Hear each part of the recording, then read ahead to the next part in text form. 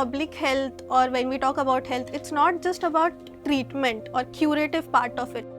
Health is not just curative. Promotion and prevention is very important in healthcare. For me personally, field was very new. It was very confusing for me to identify how to learn from these things.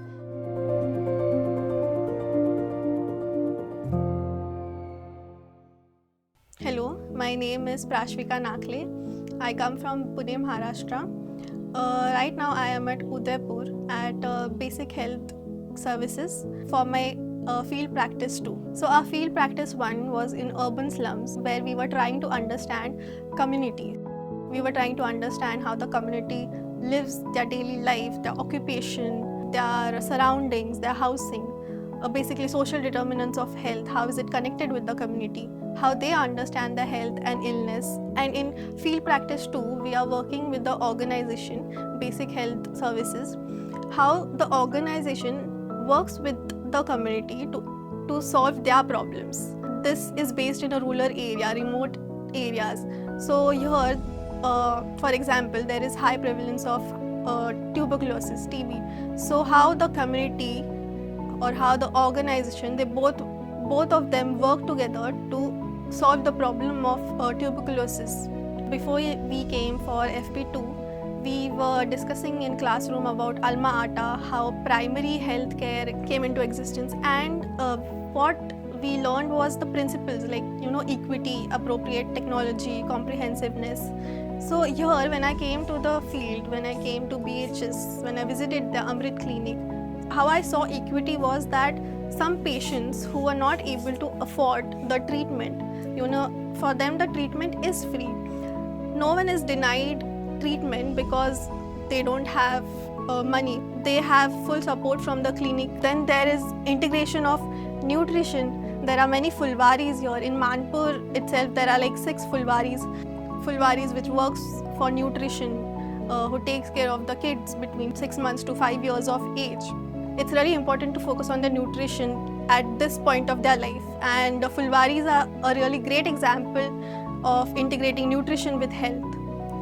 And also we spoke with Swasth Kirans. These are people from the community itself, people from villages. Their participation is so important because they are trained to identify children with malnourishment or TB patients. They have a book which keeps a profile of families. So here there are no words used. It's just pictures of malnourished children, pictures of a TB patient or a pregnant woman. So if any household has a pregnant woman, they just tick the box, and that's how they collect the data. So it's all visuals in the book without words, and it's so easy and simple for them to understand, for people who are not educated.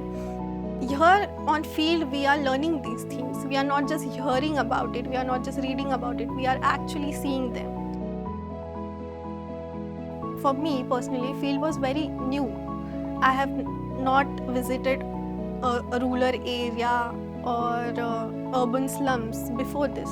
It was very confusing for me to identify how to learn from these things. So mentoring was very important to clear that confusion. When we have dilemmas about how to connect courses with the field practice, to clear these dilemmas, I think mentoring has helped me a lot. And even in terms of emotions, if we get too emotional, how to limit ourselves, where to create the boundaries.